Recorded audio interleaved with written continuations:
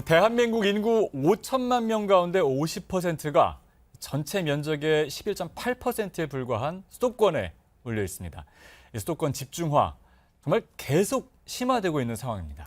반면에 지방은 인구가 줄어서 소멸 위기에 직면해 있습니다. 이와 관련해서 스튜디오에 나와 있는 산업연구원 국가균형발전연구센터의 허문구 센터장님과 이야기 나눠보겠습니다. 안녕하세요, 센터장님. 안녕하세요. 안녕하십니까. 자, 얼마 전에 뉴스에 이런 내용이 나왔습니다. 부산을 예로 들면서 노인과 바다밖에 없는 도시다. 네. 점점 부산의 청년들이 사라지고 있다는 내용인데 사실 부산만 해도 제2의 도시 아니겠습니까?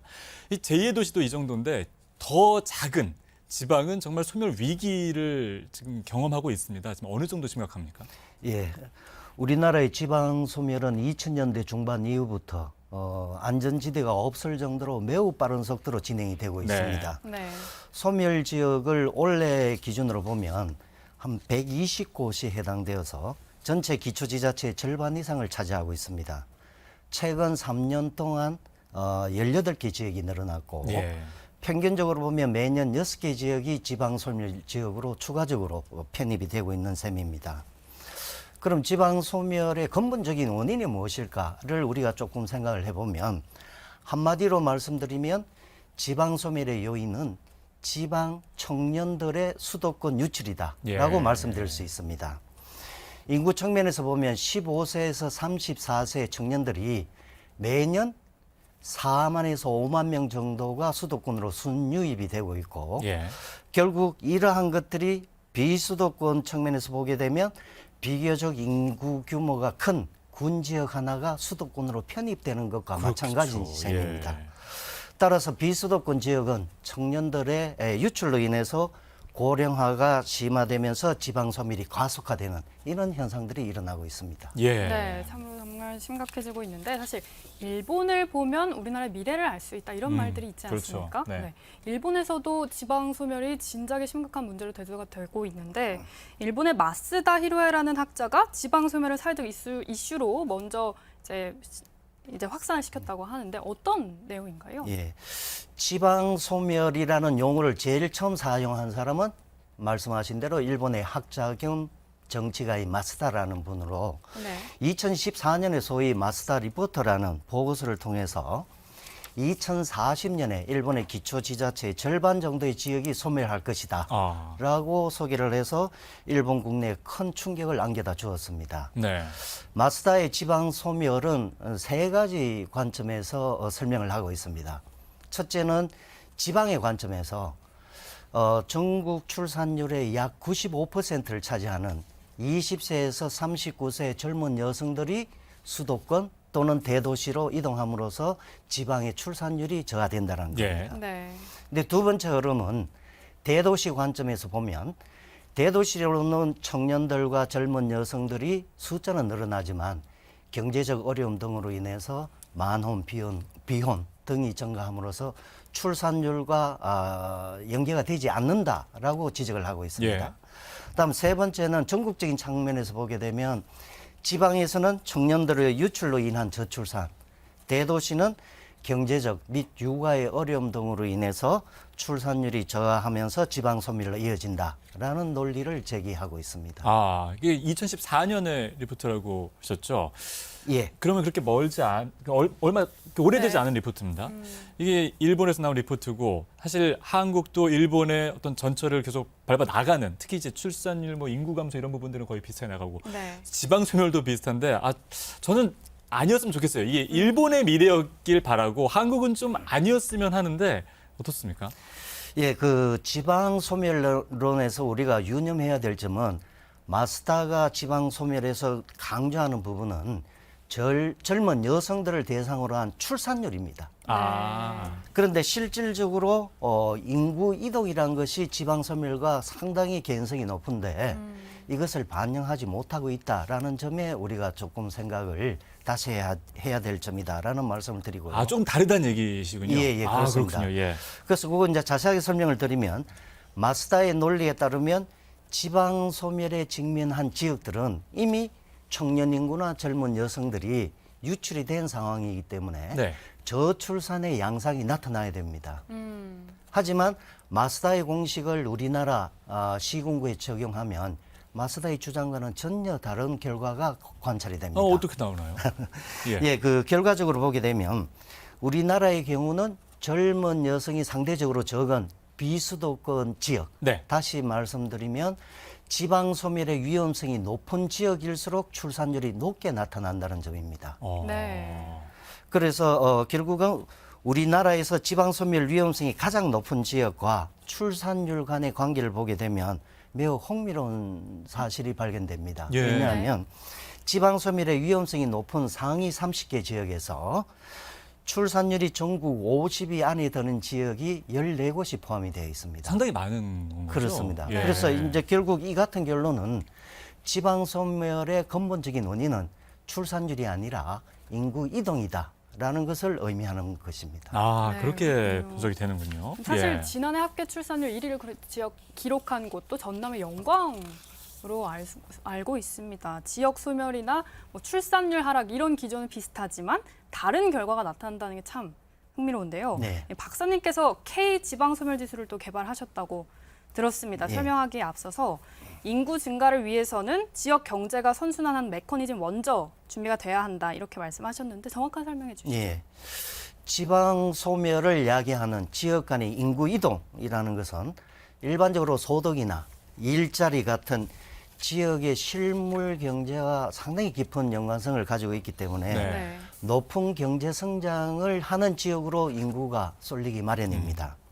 근데 실물 경제 차원에서 보면 지역 경제 선순환 메커니즘이라는 것은 먼저 혁신 역량, 산업 구조 고도화, 고부가가치 기업의 집적, 지역 성장의 순으로 순환하는 과정을 말합니다. 네. 근데 이 과정을 좀 더 구체적으로 말씀드리면 최근과 같은 지식 기반 사회에서는 무엇보다 혁신 역량이 요구가 되고 있고 혁신 역량이 높아진다는 것은 지역 내에서 기술 수준을 한 단계 끌어올림으로써 산업 구조 고도화로 이어지고 이는 다시 동종의 고부가가치 기업이 집적함으로써 질 좋은 고용, 지역 주민들의 소득 증대, 그리고 인구 증가로 이어져서 지방 소멸을 완화하는 과정을 거치게 되는데 이제 이런 순환적 과정이 지역 경제 선순환 메커니즘이다라고 말씀드릴 수 있습니다. 네. 그렇군요. 자, 일단 그 K 지방 소멸 지수라는 것은 아까 조금 전에 말씀해 주신 그 일본 학자 마스다 루세 그 리포트하는 다른 기준으로 가는 거지 않습니까? 그다음에 K 지방 소멸 지수를 적용했을 때 어떤 결과가 나오게 되나요? 예, 우선 결과적으로 먼저 말씀드리면 전국적으로 지방 소멸에 직면한 지역은 총 59곳으로 나타났습니다. 예. 그중에서 지방 소멸의 위험성이 가장 높은 지역은 9곳으로 나타났는데 예. 이 중에서 8곳이 비수도권의 군 지역입니다. 근데 그다음 위험성이 높은 지역이 신곳으로 나타났는데 요건 조금 양상이 다릅니다. 예.